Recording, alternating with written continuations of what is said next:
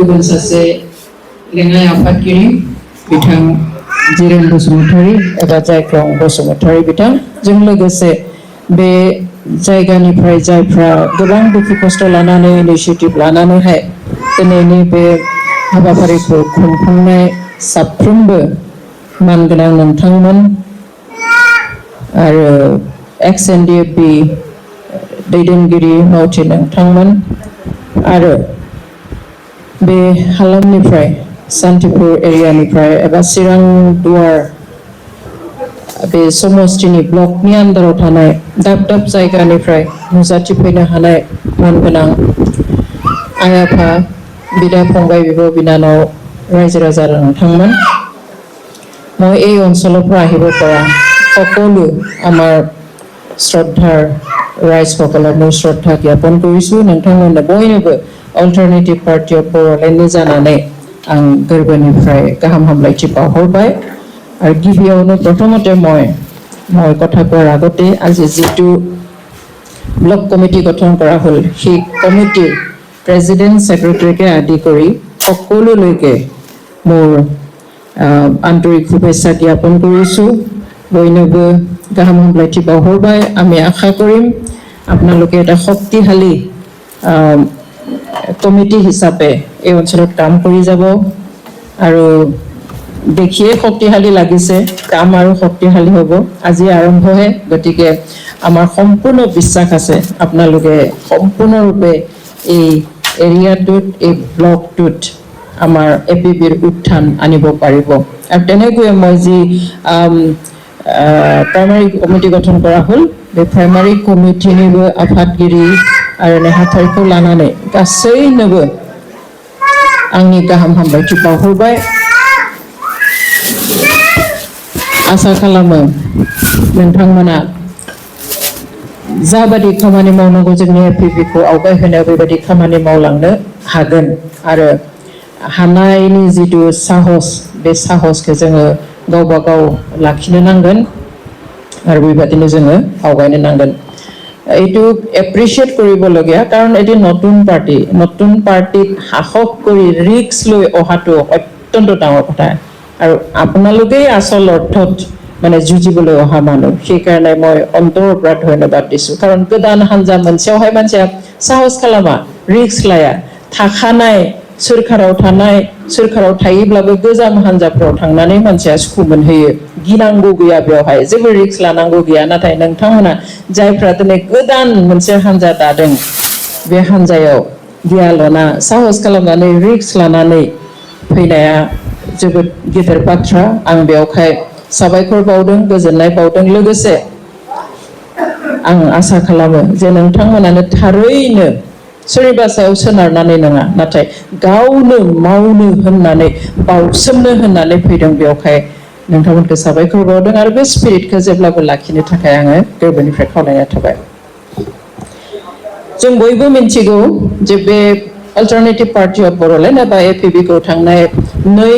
एप्रिलावहाय जोङो दाफुंनाय जाबाय बेयो साननैनि आगोलाव दिनै 4 जुन स' साननैनि आगोलाव दाननै जाबाय एकदम गोरलै बैसो मानसिनि लेखायाव बुंनो थाङोब्ला दाबो जेबो खालामनो हाया थ' बेवहाय जोङो बैसोनि लेखा जों आवगायगासिनो जों जेराव थांनांगौ दायो स्पेशली जोङो district committee block committee primary committee आरो बुथ कमिटी दानायाव जोङो खामानि मावगासिनो स्ट्राक्चार लेभेलखौ जोङो विदिन दिस मान्थ बे जुन दाननि गेजेराव जोङो कमप्लिट खालामनो नागिरदों आरो मेक्सिमामावनो दायो दानायाबो जाखांबाय आरो बेबायदिहाय चिरां जिल्लायाव जों दिनै आगान होजेननाय जाबाय आरो ब्लक कमिटीखौ दाजेनबाय जेला जों आरो लासैहै गुबुन गुबुन ब्लक आरो चिरां डिस्ट्रिक्ट कमिटीखौबो दानो हासिगोन होननानै जोङो आसा खालामो जोंहा मोनसे सोंलु फैयो जे मानो आरो गोदान राजखान्थि हान्जा नङा होमबा गोबाङा गोबां खोथा बुंदों सोरबाया सोंखारिदों सोरबाया निन्दा खालामदों सोरबाया बुंदों जे गावबा गावनि पावारनि थाखाय दादों होननानै मानो नांगौबो जोंहा बर' हारियावहाय मोननै बिपिएफ आरो इउपिपिएल हान्जा मोननै थासेयाव मानो आरो गोदान इउपिपि दाखो हारिखौसो गुलाय गुजाय खालामनोसै बर' हारिनि भटफोरखौ गावस्राहोनोसै बायदि बायदि खोथा बुंदों नाथाय जोंहा भारत हादरनि जितु संबिधान कन्स्टिट्यूशन बेवहाय जोंहा गोदान आफाद दानायनि गोदान दोलो दानायनि मोन्थाय दं मोन्थाय थाब्लानो दागोन बेबो नङा नाथाय माब्ला बेबायदि गोदान दोलो आरो गोदान आफादनि जोनोम जायो जों बेखौ नायोब्ला नुगोन जारिमिनखौ नायब्ला जेब्लानो जोंनि गेजेराव थानाय हान्जाफ्रा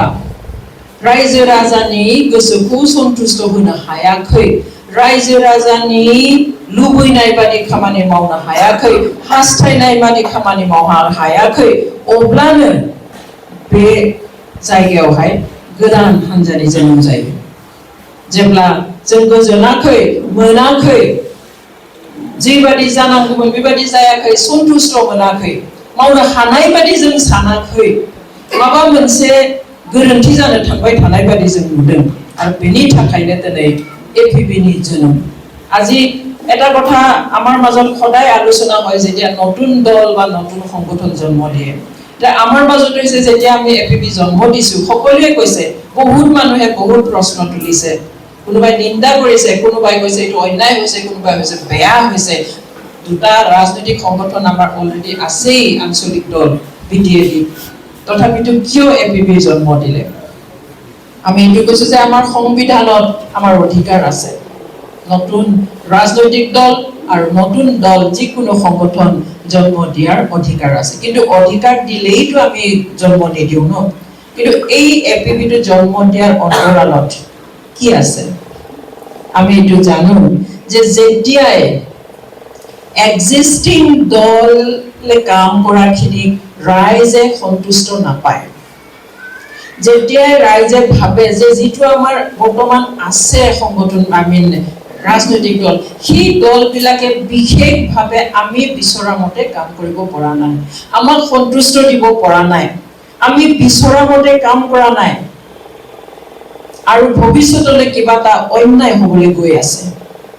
ধ্বংসৰ পথত গৈ আছে সেই কাৰণে আমি নতুন দল জন্ম দিম গঠন কৰিম আৰু ইয়াৰ জৰিয়তে ৰাইজে যেনেকৈ বিচাৰিছে সেই মতে আমি কাম কৰি যাম আৰু সেই যেটো মানুহৰ যে ইচ্ছা আকাংক্ষা সেই আকাংক্ষাৰ অন্তৰালতে জন্ম হৈছে অল্টাৰনেটিভ পাৰ্টি অফ বড়োলেণ্ড অথবা এপিবি ছুটিকৈ আমি আজি দেখিছো যে আমাৰ বিটিসি অঞ্চলত আমি কি অৱস্থাত আছো যদি এতিয়া যেনেকৈ চলি আছে এনেকৈ যদি চলি গৈ থাকে আমাৰ ধ্বংস অনিবাৰ্য আমাৰ ইয়াং জেনাৰেশন আমাৰ নৱ প্ৰজন্মই আৰু অন্ধকাৰ দেখিব আৰু সেই কাৰণে আমি এটা দায়িত্ব লবলৈহে আগবাঢ়ি আহিছো not for power but as a responsibility दिनै जोंनि बिटिसि हालामा जाबादि सोलिगासिनो दङ बेबादिनो जुदि आरो सोलिबाय थाबावोब्ला आरो जुदि बोसोरनै बोसोरथाम बा 5 बोसोर सोलिबावोब्ला जों खोमसि फारसे थांसिगोन जोंनि जायफोर लाइमोन दङ जायफोर उन्दै गथ जायफोर जोनोमबो जाबावाखै बिसोरनि जिउआ खोमसियाव थांसिगोन बेनिखायनो माबा मोनसे सिलिंखार फैनायनि सिगाङाव बेखौ जोङो गाबथानो हागोन नामा रैखाथि होनो हागोन नामा होननानैसो जों दिनै एपिबिखौ गायसनदों राजखान्थि हान्जा गायसनबा बयबो बुङो जे पावार लुबैदों थाखा लुबैदों नो जों बुंबोदों जे नंखाय आरो थाखा फैसानि सायाव थागोन एपिबिया जों नंखायजों फोलानानै जोङो भोट नागिरा जों मानसिनि खाथियाव थाङा जों थाखा फैसा होनानै जोङो मानसिनि भोट बाया थाखा फैसानि लेनदेन जोंनियाव थाया कारण बेनो दिनै जोंखौ सिलिंखार खालामनायनि लामायाव दिनै जोंहा 6 स्केड्युल जितु 6 स्केड्युल दंमोन दिनै जों मा जागासिनो जों मिथिगौ जे बर' हारिया दिनै बोसोरसे बोसोरनै नङा बोसोरनै बोसोरथाम नङा 60-70 years 60 बोसोर खोलोब गुबुन संगठन पार्टी हान्जानि लोगोआव थायै सोमावसारबोनाय आन्दोलन खालामनाय मोनसे जों हारि पिटिसिनि दिननिफ्राय पिटिसि पिपिटिसि इउटिएनएलए बिपिएससि एफसु भलन्टियार फोर्स बिएलटि लास्ट एनडिएफबि एफसु गासैबो दिनै मोनसे नङा मोनसे समाव मा खालामदों आन्दोलन खालामनो गोनां जादों मानि थाखाय जोङो हमदांनो हादों जे जोंखौ सौख'यो, जोंखौ नासयो, जोंखौ गादबो, जोंनि बेसिक मोन्थाइफोरखौबो जोंनो होआ आरो बे मोन्दांथियानो गुबुन गुबुन समाव गुबुन गुबुन हान्जा दोलो संगठन बेफोरनि गेजेरजों मोनसे आन्दोलन एबा सोमावसारनायखौ जोंनि गेजेराव लाबोदों। बेबादिहाय दिनै जों जुदि नायो 2025 2025 मायथाइयाव जोंनि गेजेराव आन्दोलन गैया। नाथाय आन्दोलन गैया होननानै जों जे इसेबां बोसोर आन्दोलन खालामबोबाय, जोंनि लुबैनायखौ, जोंनि मोन्थाइखौ जोङो दिनै मोनबायना, मोनजोब्बायना, जों दिनै सान्थियाव दंमारोना, जों दिनै सन्तुष्ट गोजोनै दंमारोना? गैयाब्ला मानो गैया?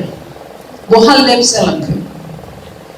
मोनसे हारिया माबा मोनसे मोनोब्ला बे बांसिन फिसानिफ्राय गिदिर मोनलाङो। नाथाय दिनै जोंनि गेजेराव मा जानानै दं? जोंहा जि दंमोन बेबो दिनै जोंहा जोबनायनि लामायाव। नंगौ, पावारानो गासैबो नङा। जोंहा दासिमबो राजखान्थि गेलेनायनि सम फैयाखै। जोङो राजखान्थिखौ एज ए मुभमेन्टसो लानांगौ। जों दिनै राजखान्थिखौ जों दाबो सोमावसारनाय हिसाबैसो लानांगोन। राजखान्थिखौ जों दायो रायजो सिबिनाय, मानसि सिबिनाय, बे हानि रैखाथि खालामनायनि जोङो बिबान हिसाबैसो लानांगोन। नाथाय जों दिनै गेलेनो हमदों। दिनै गुबुना खालामनायखायबो जोंखौबो सानदों जे पावारनि थाखाय फैदों। नङा, जों जोंनि आइडेन्टिटिनि थाखाय, जोंनि हिस्टरिकेल राइट्सनि थाखाय, जोंनि जि बेसिक राइट्स बिनि थाखाय जों दिनै फैदों। खारन जोंनि माखासे राजखान्थियारि दैदेनगिरिफ्रा बेखौ बावनानै दिनै राजखान्थियाव बोरै बोलोयै गोहोयै मिसा बुंनानैब्लाबो, नंखाय फोलानानैब्लाबो, थाखा राननानैब्लाबो, बोलो बाहायनानैब्लाबो माबादि पावाराव गादियाव थागोन बेखौ सानदों। खिन्थु जों बेखौ सानाखै। नंगौ, जों फैगौ इलेक्सनाव बाहागो लागोन एपिपिनिफ्राय। जों देरहानोबो हागौ, देरहायाबो जानो हागौ, बे गिदिर खोथा नङा। But we have started to do something for this area. जों बे एरियानि थाखाय जों माबा मोनसे खालामनो जोङो आगान होजेनदों। आगान होजेननायावनो आं खारनो हागोन बेबो नङा। जोनोम जानाय लोगो लोगो आं जनो हाया, थाबायनो हाया, मानबायनो हाया, आं खारनो हाया। I have to go step by step. नाथाय इसोरा अनोब्ला, रायजो राजाया बुजियोब्ला, पलिटिक्सआव जेबो इम्पसिबल गैया, जाथावै जेबो नङा, गासिबो जाथावो। स' जों सोर मिन्थिनो, जों गोबां मानसिबो मोननो हागौ। बे जाबाय इसोरा जुदि लुबैयो आरो जुदि रायजो राजाया बुजिमारो। दिनै जोंनि रायजो राजाया बेखौ बुजिनो नांगोन, जायफ्रा भट होयो, साफ्रोमबो भट होगिरिया बेखौ बुजिनो नांगोन जे आंनि भट मोनसेया आंनि हारिखौ बासायगोन, आंनि भट मोनसेया आंनि बे मोनखानाय हाखौ बासायगोन, आंनि भट मोनसेया आंनि जा मोनखानाय मोन्थाय बेखौ बासायगोन, आंनि बे भट मोनसेया गासैबो हारि, धोरोम, रावनि गेजेराव खौसेथि लाबोगोन, आंनि बे भट मोनसेया बयनिबो समान जौगाथाय लाबोगोन। बेखौ जेब्ला जों साननो हागोन, अब्ला जोंनि भटआ थाखाजों थांनाय नङा। जोंनि भटआ सोरजोंबा ओरैनो फोलाजानायजों थांनाय नङा। बे जागोन जोंनि रेसपन्सिबिलिटि। भटआ जोंनि अधिकार होननानैल' जों साननानै भट होबा जानाय नङा। जों मा साननांगोन, बे आंनि रेसपन्सिबिलिटि, आंनि बिबान। आंनि भट मोनसेखौ होनायाव आंहा गोबां सिमां थानांगोन। बे सिमाङा सोरखौबा राजा बानायनायल' नङा, आं 500 थाखा मोननायनि थाखाय नङा, आं माबा स्किम मोननायनि थाखाय नङा, आं माबा न' मोननायनि थाखायल' नङा। नाथाय रेसपन्सिबिलिटि, बिबान, जोंनि बे थाखानाय 6 शेड्युलखौ रैखाथि होनो, जोंनि संबिजिताव होनाय जि मोन्थाय बेखौ रैखाथि होनो, जोंनि इयुन जोलैफोरनो मोनसे मोजां गोजोर मोनसे बेबस्था होनो, बेफोर रेसपन्सिबिलिटिखौ लानानैसो जोङो भट होनांगोन। नाथाय दिनै जोंनि गेजेराव माखासे दैदेनगिरिफ्रा, माखासे हान्जाफ्रा ओरैबायदि खालामबाय पलिटिक्सखौ, दिनै पलिटिक्सआ मा जाखो, इट्स ए कमार्शियेल, दिनै बिजनेस जाबाय राजखान्थिया। जेखौ जों लुबैया राजखान्थिखौ दिनै बयबो गाज्रि मोनग्रासो जाबाय नाथाय राजखान्थिया ओरैबायदि मोजां जायनि ओंथियानो रायजोखौ मोजाङै खुंनो थाखाय संसाराव रायजोआ मोजां नेमखान्थिनि गेजेरजों जाहाथे थांनानै थानो हायो बेबादि खान्थि बानायनायानो जाबाय राजखान्थि रायजोनि खान्थि नाथाय दिनै बे रायजोनि खान्थिया मोजाङै मोनसे सिस्टेमनि गेजेरजों मोजां नेमखान्थिनि गेजेरजों सोलिनो थाखाय बानायनाय बे राजखान्थिया दिनै मा जाखो कमार्शियेल जाबाय दिनै फालांगि जाबाय बेयाव नंखायाल' जायगा मोनो दिनै बेयावहाय थाखा फैसायाल' गाज्रि मोननाय जाबाय दिनै बेयाव खालि पावारखौल' नायनाय जायो बेयावहाय जों एपिबिआ एसे आलादायै साननो नागिरदों एपिबि हिसाबै जोङो एसे आलादा खामानि मावनो नागिरदों बेयावहाय पावारनि खोथा नङा नाथाय जोंनि मोन्थायखौ रैखाथि होनायसो আজিৰ দিনত পলিটিক্স কি হ'ল এটি কমাৰ্চিয়েল হৈ গ'ল টকা পইচাৰ ওপৰত খালি থাকে কিন্তু মই এইটো কৈছো যে আমি যিসকল ভোটাৰ সেই ভোটাৰসকলে এইটো চিন্তা কৰিব লাগিব যে আমি যে ভোট দিছো সেইটো আমি ৰেসপন্সিবিলিটি আমাৰ দায়িত্ব হিচাপে ল'ব লাগিব আমাৰ ভোট আমি 500 টকা 1000 টকাত বিক্ৰী কৰি আমি নিজৰ স্বাৰ্থৰ কথা মানে ভাবিলে নহব এটা আমি এইটো ভাবিব লাগিব যে মোৰ এটা ভোটে যাতে কি আনে এই বিটিএডি অঞ্চলৰ যাতে ৰক্ষা কৰিব পাৰে মোৰ এটা ভোটে যাতে নৱ প্ৰজন্মক ভাল ভৱিষ্যত দিব পাৰে মোৰ এটা ভোটে যাতে সকলো জাতি ভাষা ধৰ্মাৱলম্বী লোকসকলৰ মাজত ইউনিটি আনিব পাৰে মোৰ এটা ভোটে যাতে সংবিধানত দিয়া যি অধিকাৰ সেই অধিকাৰ ৰক্ষা কৰিব পাৰে মোৰ ভোট এটাই যাতে আমি যি পাইছো 6 শিডিউল সেইটো যাতে ৰক্ষণাবেক্ষণ দিব পাৰে মোৰ এটা ভোটে যাতে আমাৰ সকলোৰে মাজত সেই কমাৰ্চিয়েল পলিটিক্স বন্ধ কৰি যাতে এটা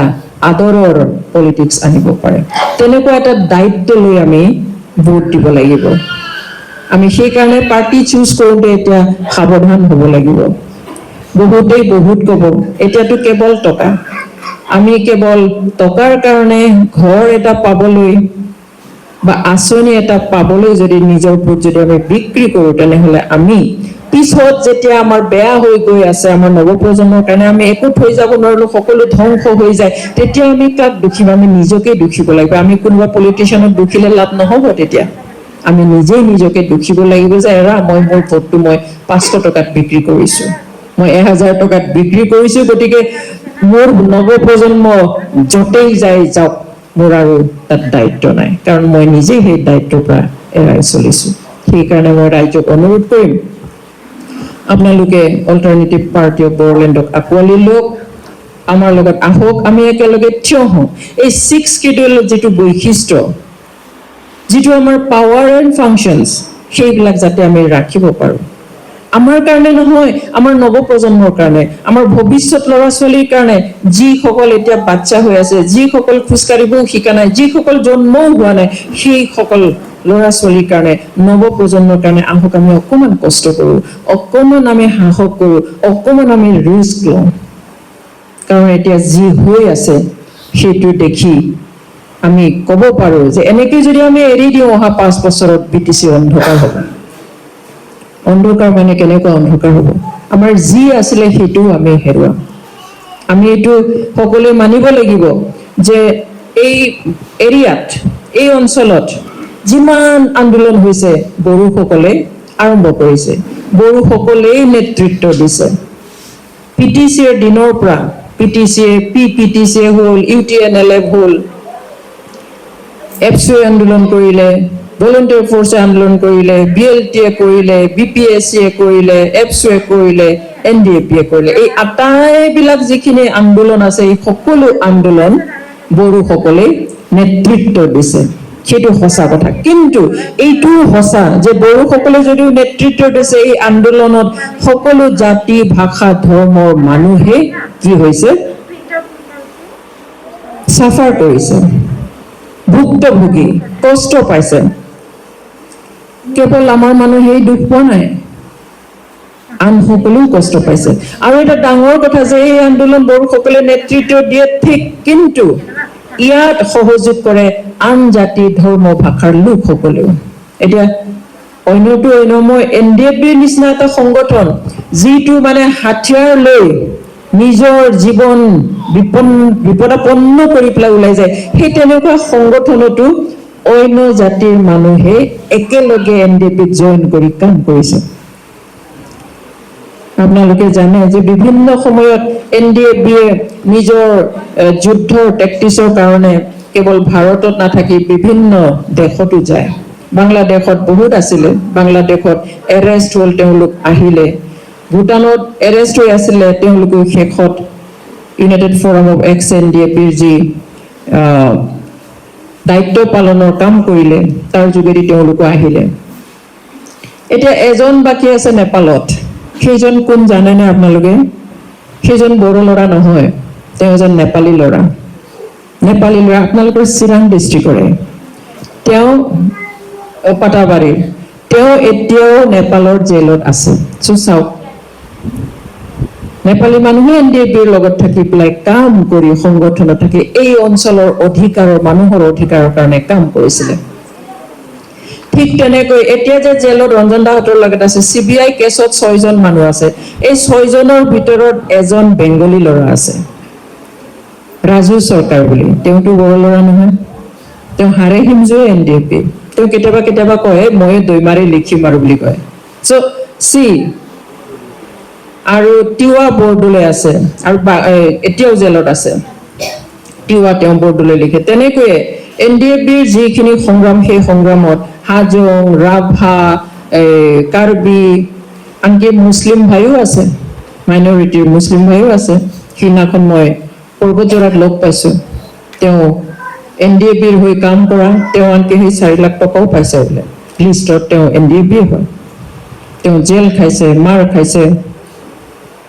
আৰু খোৱা বোৱা সকলো মানুহেই সহায় কৰি NDFBৰ যি মুভমেণ্ট, সেই মুভমেণ্টক আগুৱাই নিয়াত সহায় কৰিছে। সেইকাৰণে আগভাগ লয়, সেইটো সকলোৱে মানিব লাগিব যে হয়, বড়োসকলে আগভাগ লয়, কিন্তু কষ্ট সকলোৱে ভোগে, সহযোগ সকলোৱে কৰে। সেইকাৰণে আমাৰ কথা হ'ল যে এই BTC এৰিয়াটো যদি উন্নতি হ'ব লাগে, তেনেহ'লে সকলো জাতি, জনগোষ্ঠী, ভাষাৰ, ধৰ্মৰ লোকসকলে সমানে উন্নত হ'ব লাগিব। কেৱল বড়ো উন্নতি হ'লে আমাৰ এই এৰিয়াটো উন্নত নহয়। যেনেকৈ অসমত এটা সময়ত ভবা হৈছিল যে অসমৰ উন্নতি আমাৰ কথা ভবা হোৱা নাছিল। অসমৰ উন্নতিৰ কথা যেতিয়া ভবা হৈছিল আজিৰ পৰা 40-50 বছৰ আগত, তেতিয়া মাইনাছ ট্ৰাইবেল আছিলে, আৰু সেইকাৰণে অসমৰ সৰ্বাংগীন উন্নতি কোনেও হোৱা বুলি ক'ব পৰা নাছিলে। ঠিক তেনেকৈ আমি যিহেতু ভুক্তভোগী, আমি সেইকাৰণে জানো, আৰু এই BTC এৰিয়াটো যদি উন্নত বুলি ক'ব লাগে, তেনেহ'লে ইয়াত থকা সকলো জাতি, জনজাতি, ভাষা, ধৰ্মৰ লোকসকল একেলগে আগবাঢ়িব লাগিব আৰু একেলগে উন্নত হ'ব লাগিব। আমি এইটো কৈছোঁ যে আমি লগত লৈ, আমি কিয় অন্য জাতি, ধৰ্ম, ভাষাৰ লোকসকলক এনেই লগত লৈ কাম কৰাৰ কথা আমি ভবা নাই। আমি একেলগে থাকিম, একেলগে আমি সিদ্ধান্ত ল'ম, একেলগে আমি আলোচনা কৰিম, তাৰপিছত একেলগে আমি কাম কৰিম।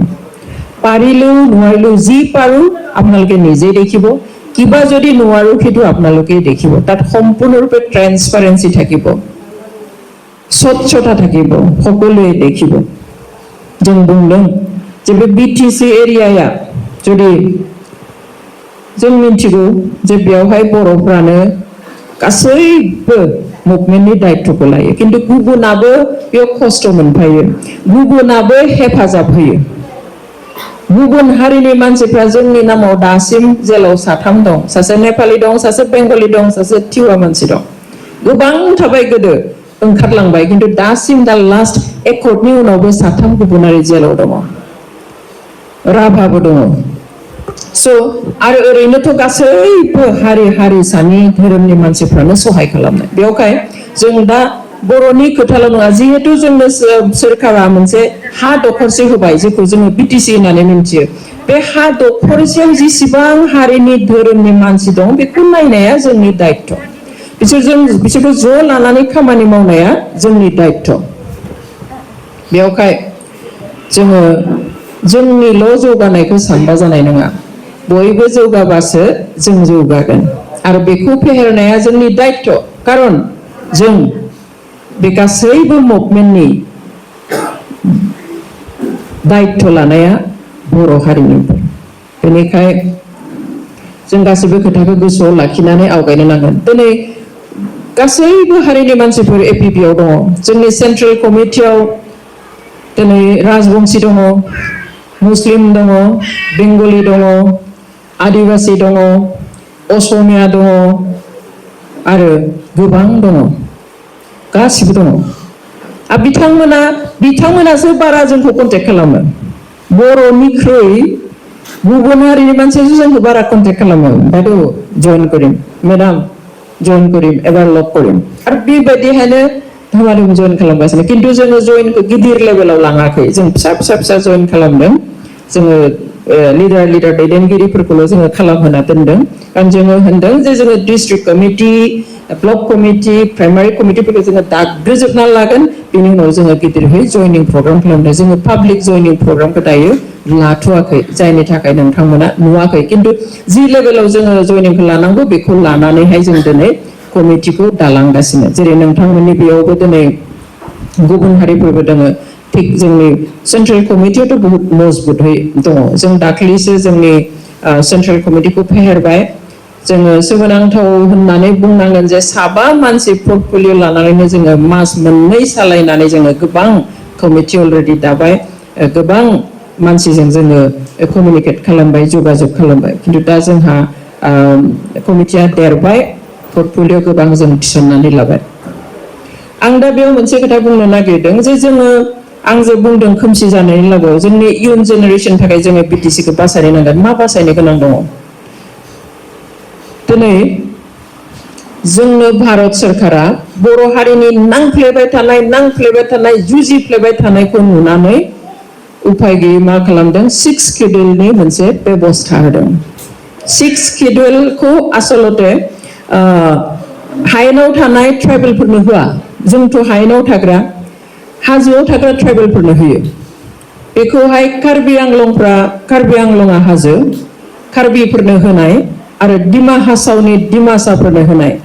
बिसोरो बिनि थाखाय आन्दोलन खालामनांगौ जायाखै खारन हाजोआव थानाय ट्राइबेला बेखौ मोनखायो बिसोरनो होना दोनबाय नाथाय बर'फोरनो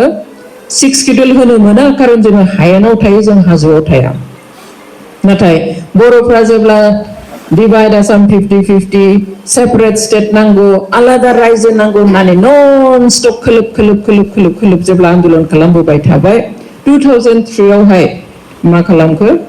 बिएलटिनि जितु एकर्ड दंमोन बे एकर्डआव बै संबिजिताव थानाय जितु 6 शिड्यूल बेखौ सोलाय सोल' खालामलायनानै एमेन्डमेन्ट खालामलायनानै बर'फोरनो मोनसे 6 शिड्यूल ओनसोल होबाय 6 शिड्यूल ओनसोलनि गोहोआ मा मिथिगौ ना जों गावखौनो गाव खुंनो मोननाय गोहो मोनो सेल्फ रुल एबा सेल्फ गभर्नेन्स गावखौनो गाव खुंनो हानाय जे जों बे ओनसोलाव माबायदि थागोन जोंनि माबाखौहाय मा होनो आबाद थिलिखौ जोङो मा धोरोमनि आबाद खालामगोन जोंनि हाग्रामा ओनसोलखौ जोङो माबायदि प्रटेक्शन होगोन जोंनि मानसिफ्रा बेसेसिम थानो हागोन जों बेखौ लानानै बेसेबां जोङो गोजौसिम थांनो हागोन जोंनि गेलेनायफोरखौ जोङो माबायदि जौगाहोगोन जोंनि हारिमुखौ जोङो माबे बिथिङाव बोरै जौगाहोगोन बेबादिहाय जोंहा जितु 40टा डिपार्टमेन्ट दङ बेफोर गासिबो बिथिङाव जोंनि फरायनायनि सोलोंथाइ बिफान आरिखौ लाफाजोबनानै गासैखौबो जों गावनो माबादिहाय बे ओनसोलखौ जौगाहोगोन बेनि प्लानिंखौ जों खालामनो मोनो बेखौ जों गावनो खुंनो मोनो it's a self governance system बेखौ जोङो एसे गोलाव सम बेबायदिनो नुबोदोंमोनबो नाथाय थांनाय 2020 बिटिआर एकर्डनि उनाव मा जाखो आं मिन्थिया आं मालाबा सानफ्लाङो जे एकर्ड खालामनायनि सिगाङाव बे 6 शिड्यूलनि बागै स्टाडि खालामबाय ना खालामै कारण बिनि जितु संबिजिताव लिरखाना थानाय गोहोफोरखौ मानो दिनै बाहायनो हायासै मानो गैया खालामना लाबोखो मानो खमायनानै लाबोखो आरो बिदि खमायलांबाय थायोब्ला सेटेलाइट काउन्सिल बादि जाहैगोन दिनै आसामाव मोनथामल' 6 स्केड्युल दङ बे जाबाय कार्बि आंलं डिमा हासाव आरो बर'फोरनि बाखि राभा हासं काउन्सिल दङनो मिसिंफोरनि काउन्सिल दङ टिवाफोरनि काउन्सिल दङ सनवालफोरनि काउन्सिल दङ मेस कसारि काउन्सिल दङ देउरिफोरनि काउन्सिल दङ बेफोरो जोंनि BKWSC दङ बेफोरो 6 स्केड्युल नङा बेफोरो सेटेलाइट काउन्सिल होनो बिसोरहा बाउन्डारि थाया बैयाव गामि दाबनै बैयाव गामि दरबा बेफोरखौ लानानै सेटेलाइट रोखोमै जेरैहाय गोजौनिफ्राय सालायो बेबायदि सालायो बेयावहाय खुनु गोग्गानो हानाय पावार थाया 6 स्केड्युलनि पावार थाया आरो एनि टाइम बेखौ सिफायनानैबो होनो हायो बेनिखाय बेफोरो गासिबो बे माबाफ्रा सेटेलाइट काउन्सिल्सफ्रा दिनै आन्दोलन खालामदों जे जोंनोबो 6 स्केड्युल नांगौ होननानै राभाफ्राबो खालामगासिनो मिसिंफ्राबो खालामगासिनो नाथाय जोंहा खाफाला मोजां जों 6 स्केड्युल जोंनो होबाय जोंनो आलादा रायजो होआसै नाथाय 6 स्केड्युलानो बियो मोनसे आलादा रायजो बादि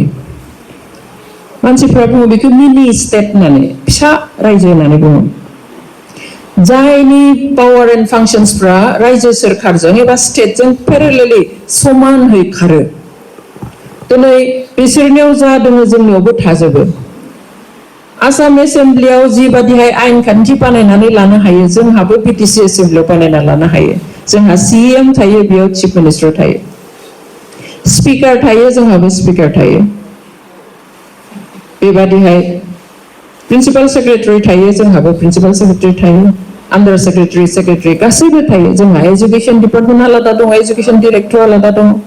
गासिबो आलादा थायो नाथाय दिनै गासिबो थासेयावबो जोंनि गोहोआ खमायलाङो जोंनिफ्राय दिनै मोन 16था मैखोम बिफानफोरखौ स्टेटआ लांनो हाया स्टेटआ जेबो दांनोनो हाया स्टेट मेटार नङा बियो बे सेन्ट्रेल गभर्नमेन्टनिसो मेटार बेयो आरो सेन्ट्रेलाबो डाइरेक्ट खालामनो हाया खारन बे कनस्टिटिउसनाव लिरनाय दङ जोंनि कनस्टिटिउसनाव भारतनि कनस्टिटिउसनखौ बोरलाना नायब्ला नुगोन जे 6 amended 6 schedule BTC Act नाय नुगोन बेयाव मा पावार दङ बेयाव नुजोबगोन सिम्पल खोथा बेयावहाय लिरनाय दङ जे BTC नि गाहायखौ चिफ होनगोन BTC नि चिफ आरो डेपुटि चिफ स्पिकार आरो डेपुटि स्पिकारा आसाम सोरखारनि केबिनेट मन्थ्रिनि मर्यादा मोनगोन आरो जायफोरा EMफ्रा स्टेट मिनिस्टार्सनि मर्यादा मोनगोन आरो जायफ्रा MCLA बिसोरो सासे MLA नि मर्यादा मोनगोन नाथाय जोंहा बेखौ लिरनाय दाबो दङ किन्तु मानो एप्लाइ खालामनो हायाखै दानि सोरखारा सोमोनांथाव बेखौथ' सोरबा हिमन्त बिश्व शर्मानाव बिनांगौ नङा बे दंखायोआनो बे एप्लाइ जाखागोन अट'मेटिकेलि किन्तु मानो हायासै जायनि थाखाय मा खालामखो जे आसाम सोरखारासो अननानै बोरैबा दुखु मोनलायलायनानै BTC आवथ' रावबो केबिनेट पर्यायनियानो गैला बेवहाय CEM नो आन्था चिफनि मासिनो आन्था मा केबिनेट मर्यादा होनोसै होननानै केबिनेट मिटिंआव जनानै होबाय ओमफ्राय डेपुटि चिफआबो गैया दा MCLA रावहाबो गैया गासिबो गामब्राबादि जेबो गैया 6 स्केड्युलाव DCआ रल थाया नाथाय माबा लायनो गोदो खामानि मावहोनो हायामोन दायो मावहोनो नालाबाय नो 6 स्केड्युला actually it's a district area मोनब्रै जानो हागौ मोनथाम जानो हागौ बेखौ डिस्ट्रिक्ट एरिया होननानै बुङो बे डिस्ट्रिक्टनि अथ'रिटिया काउन्सिल DC नङा नाथाय दिनै आं दाख्लि जोंनि उदालगुरिनि DCजों जिरायनानै आं सावरायदोंमोन बिथांखौ आं सोंदों जों मिन्थियोब्लाबो जे नोंथांमोननि एक्जेक्ट माबाया मा दायो मर्यादा माने BTCआव नोंसोरो मा थाखोनि खामानि मावो बिथाङा होनबाय सेक्रेटारिनि खामानि मावो दिनै BTCनि एनुवेल एक्सन प्लेन जों बोसोरसेयाव जोंहा बेयाव मा खामानि जागोन बेफोरनि प्लान बानायो बोसोरसे बेखौबो दिनै DCआसो बानायो DCआ बानायब्ला अट'मेटिक स्टेटनि माबा जाहैखायो स्टेट साबजेक्ट जाहैखायो तो बेबादिहाय गोबां पावार्सफोर जोंहा थांदों आरो एस्पेसियेलि बे पावारा थांनाय माने दिनै जोङो पंगु जालांनाय दिनै जोङो पावारलेस जालांनाय दिनै मानि थाखाय इलेक्सन देरहानानै पावारखौ नागिरदों खिन्थु आसोल जोंहा माबानि 6 सिडिउलनि पावारानो गैयाब्ला दिनै बेयाव चिफ जानानै दिनै बेयावहाय डेपुटि चिफ जानानै इएम जानानै सोरबा एमएलए मन्थ्रि जानानै मा थाहैनो जोंहाथ' जेबोआनो गैया दिनै लामा दोंसे जागोन दालां मोनसे जागोन खिन्थु आसोल जोंनि जितु पावार मोनखानाय बेनो गैया जागोन दिनै बे थाखायोब्ला जोंहा जितु हांमा हांसानि आलादा रायजोनि खोथा जोङो सिमां नुबाय थादों साफ्रोमबो बर' हारिया जेखौ सिमां नुबाय थादों बेखौ मोनहैनाया गोरलैमोन नाथाय दिनै जुदि जोंनि पावारा दिनै सानफा एफा थांबाय थायोब्ला दिनै जितु जोंहा 3rd 4th ग्रेडनि साख्रि होनो हानायनि बेबस्थामोन बेबो दिनै स्टेट गभर्नमेन्टआसो एडभार्टाइजमेन्ट होयो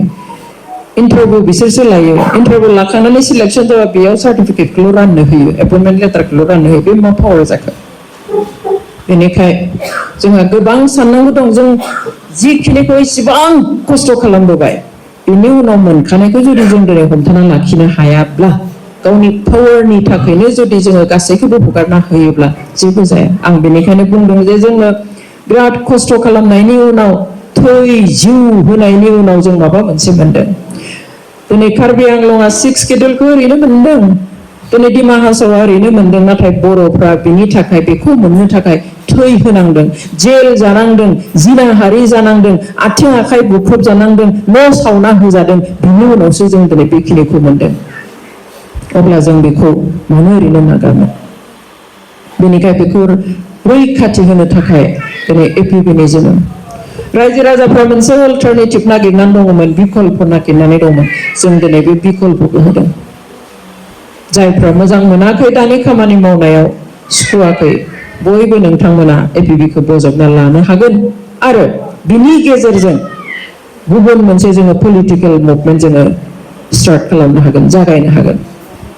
जोंनि बे एपिबिआ मोनसे पलिटिकेल मुभमेन्ट बियो खालि पार्टिल' नङा political movement for justice, political movement for rights, political movement for equality, political movement for all-round development. बे जागोन जोंहा बे राजखान्थियारि सोमावसारनाय जोंनि मोनथायनि थाखाय राजखान्थियारि सोमावसारनाय खौसेथिनि थाखाय राजखान्थियारि सोमावसारनाय जोंनि सिनायथिनि थाखाय राजखान्थियारि सोमावसारनाय जौगाथायनि थाखाय आरो राजखान्थियारि सोमावसारनाय जोंनि बेसिक मोनथायनि थाखाय आरो बेनि गेजेरजों थाङोब्ला जों सानो जे दायो जिखिनि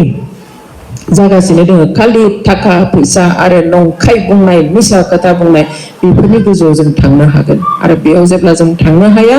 जोंनि इयुना खोमसिखा बेवहाय जोङो खोमसिखौ लुबैया दिनै जों मिथिगौ 2020नि एकर्डआ थार बाथ्रायाव बुंनो थाङोब्ला सैथोखौ बुंनो थाङोब्ला बेयो एनडिएफबिजों जानाय मोनसे गोजोन गोरोबथा सोरजों जायो पिस एकर्ड सोरजों जायो जायफ्रा हाथियार लानानै संग्राम खालामनाय बिसोरजों जानाय गोरोबथाखौसो सान्थि गोरोबथा होनो जों मिथिगौ बेयो जेबो पलिटिकेल गोरोबथा नङा पलिटिकेलि जों सांघातिक जेबो मोनाखै बिटिआर गोरोबथानि उनाव नाथाय for the interest of peace सान्थिनि जहाय एनडिएफबिआबो बे सुक्तिखौ खालामबाय मोनसे समाव एनडिएफबिखौ बुङोमोन बिसोरो दाकाइट गुन्डासो जेबो नङा गभर्नमेन्टआबो होनोमोन ल' एन्ड अर्डार प्रब्लेम बिसोरखौ सानैसो बुथारना होब्लानो बिसोरनि न'नि सानैसोखौ जिनाहारि खालामब्लानो गामियाव थांनानै सानैसोखौ गावथारहैब्लानो एनडिएफबिनि आन्दोलना जोबगोन होननानै भारत सोरखारा सानदोंमोन आसाम सोरखारा सानदोंमोन खालामबायबो बेबादिनो अनेक मानसिखौ ओरैनो दाय गैयैखौ गावथारबाय जिनाहारि खालामबाय जोंनि बिमा बिहामजो फिसाफोरखौहाय बेबादिनो दाय गैयैफोरखौनो जेलाव सोनानै दोनबाय मा खालामाखै नाथाय नुबाय जे नङा बर'फ्रा थाद'आ थेवब्लाबो मोजाङै नायनानै भारत सोरखारा खर' गंलायनो बाध्य जाबाय बुंनो बाध्य जाबाय it's a political issues political problem बेयो पलिटिकेल सोमावसारनायसो पलिटिकेलि राजखान्थिफोरबो बिसोरहा मोननांगौ दं मोनथाय दं बेनि थाखायसो नांदों बेयावहाय लेट आस रिजल्भ इट पलिटिकेलि बेखौ जोङो राजखान्थि भाबैनो सल्भ खालामनो नांगोन बेखौहाय जोङो सुस्रांनो नांगोन बेबादिहाय मोनसे समाव मा खालामखो सिजफायारनि प्रस्ताब होबाय सिजफायार जाबाय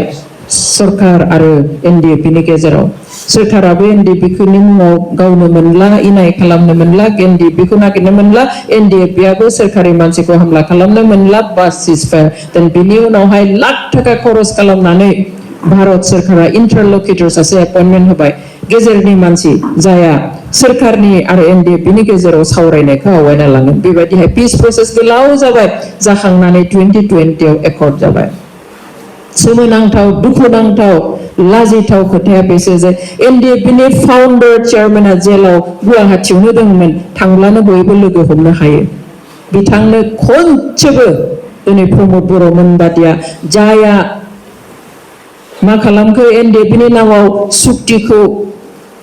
डाइभार्ट खालामनानैहाय आगभाग लाबाय खनसेबो लोगो हमनानै खोन्थाहैयाखसै जे सुक्तिया जानोसै नैबे बादि जानो थांगासिनो जों उपाय गैया बयबो सहि खालामनांसिगोन बा नैबेखिनिखौ मोनबाय नैबेखौनो मोनासै बार्गेन खालामनो हायाखसै खारन बिथाङा आंनि सिगाङाव बुंहरनायनो बारा बार्गेन खालामनो हायासै अब्लाना आं बुंदोंमोन बिथांखौ जे नोंसोरो मा बार्गेन खालामनो हाखो हायासै बे नोंसोरनि खोथा किन्तु आं सानदोंमोन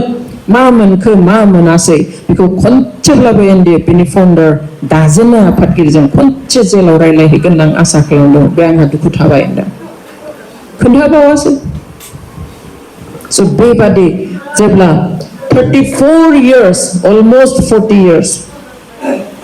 दावहा नांनाय हारिनि थाखाय थैनो होननानै जिउ बावनो होननानै न' बां बिमा बिफा न'खरनि फोलेर गासैखौबो नागारनानै जायफ्रा सुप्रिम सेक्रिफाइस खालामनो थांनाय मानसि बिसोरखौ जेब्ला अनागारि खालामो थगायो फोलायो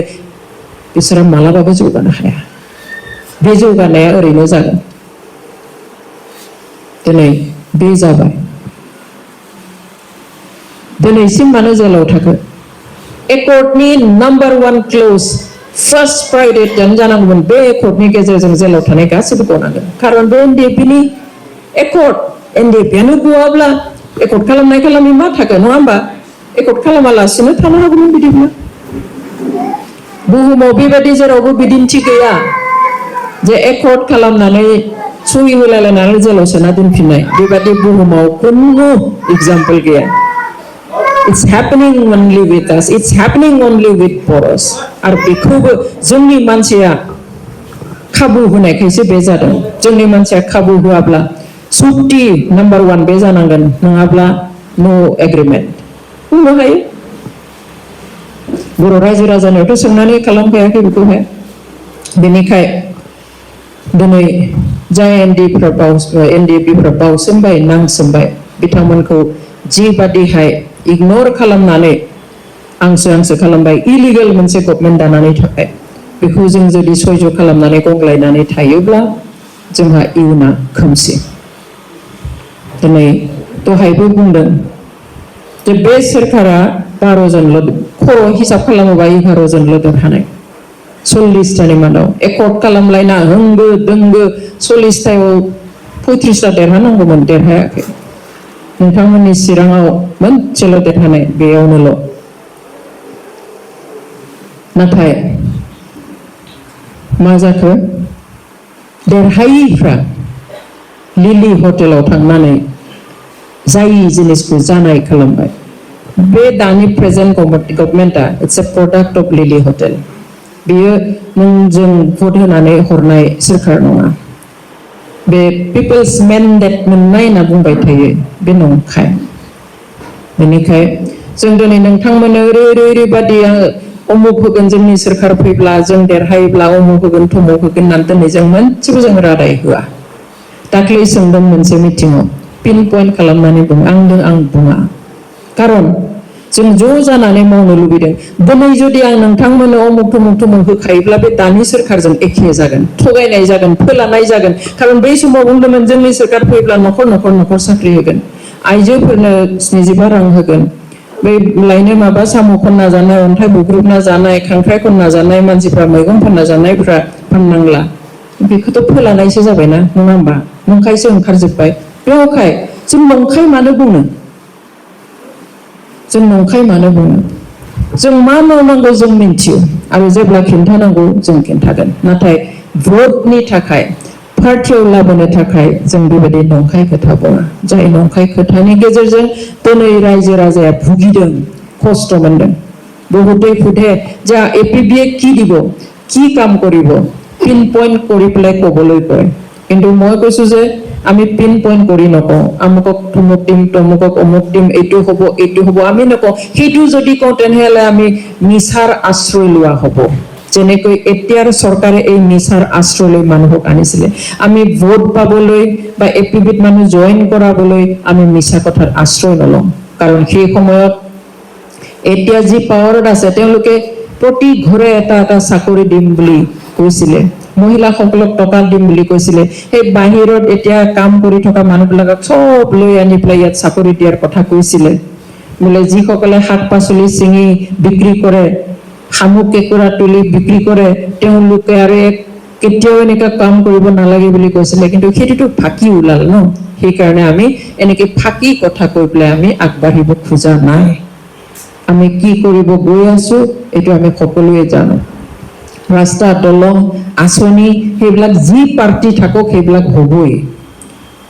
বহুতে ভাবিছিলে বিপিএফৰ দিনত যি আঁচনি পাই আছিলে সেইটো ইউপিপিএল আহিলে নাপাব বা বেলেগ চৰকাৰ আহিলে নাপাব বুলি ভয় খাইছিলে ইউপিপিএল আহিলেও পাব এতিয়া ইউপিপিএল গৈ বেলেগ আহিলেও ইউপিপিএল আহিলেও পাব সেইটো চৰকাৰী হয় কোনো পাৰ্টিৰ আঁচনি নহয় সেইকাৰণে সেইবিলাক পাই থাকিব চৰকাৰী আঁচনিफ्रा सोरखारनिसो आसनि पार्टीनि आसनि नङा बेवहाय बेखौ मोना जाजानो गिनांगौनि जेबो बाथ्रा गैया সেইটো ভয় কৰাৰ কোনো কাৰণেই নাথাকে গতিকে আমাৰ দায়িত্ব এইটোহে হ'ব লাগে যে আমি ভাল পলিটিক্স কেনেকৈ কৰোঁ আমাৰ নৱপ্ৰজন্মক আমি কেনেকৈ শুদ্ধ সুস্থ এটা পলিটিক্স দি যাব পাৰোঁ সেইটোহে ডাঙৰ কথা जोंनि साननाया बेसो जानांगोन जे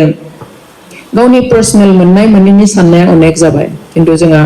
हारि हिसाबै बे एरिया हिसाबै आरो जोंनि फिसा फिसौफ्रा गोग्गो राजखान्थि मोजां मोनसे आबहावायाव थानो मोनगोन मोना बेसो যদি এনেকে মিছাৰ ওপৰত চলি থাকে আমি ক'ব পাৰোঁ যে অহা 5 বছৰৰ ভিতৰত আৰু আন্দোলন হ'ব ইয়াত আৰু সেই আন্দোলন আমি নিবিচাৰোঁ বাংদ্राय थगायनाय फोलानाय इनाय खालामनाया जाबाय थायोब्ला आन्दोलन जाफिनगोन जोंनि बर'फ्राथ' गिखाया आन्दोलन खालामनो रायजोफ्राबो लोब लोब थाङो बेखाय जों बेखौ लुबैया आरो लुबैयैखायनो